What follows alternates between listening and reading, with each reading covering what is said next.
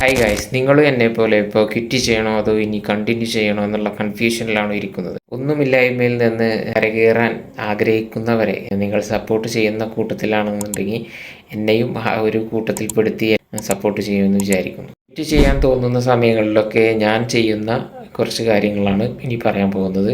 നിങ്ങൾക്കും അതൊന്ന് ട്രൈ ചെയ്ത് നോക്കാം, നിങ്ങൾക്കും അതിൽ നിന്ന് റിലീഫ് ഉണ്ടാവുമെന്ന് വിചാരിക്കുന്നു. ചെയ്യാൻ തോന്നുന്ന സമയത്ത് ഞാൻ കുറച്ച് ഡിലേ ആയിട്ട് കുറച്ച് നേരം റിലാക്സ് ആയിട്ട് ഇരുന്നിട്ട് സ്വയം ഒന്ന് ആലോചിച്ച് നോക്കും. ഇങ്ങനെ തട്ടി മുട്ടി നമുക്ക് ജീവിതം മുന്നോട്ട് കൊണ്ടുപോയാൽ മതിയോ, അതോ നമ്മൾ എന്തിനാണ് ജീവിക്കുന്നത് എന്നുള്ള ഒരു അർത്ഥമില്ലാതെ ഇങ്ങനെ വെറുതെ ജീവിച്ച് തീർത്താൽ മാത്രം മതിയോ എന്നൊക്കെ ഞാൻ സ്വയം ഒന്ന് ആലോചിച്ച് നോക്കും.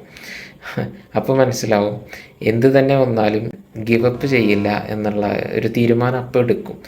പെട്ടെന്ന് നമ്മൾ തീരുമാനം എടുക്കുന്നതിന് പകരം സ്വസ്ഥമായിട്ടൊന്ന് ഇരുന്നിട്ട് അതിനെക്കുറിച്ച് ഒന്ന് ആലോചിച്ച് നോക്കുക.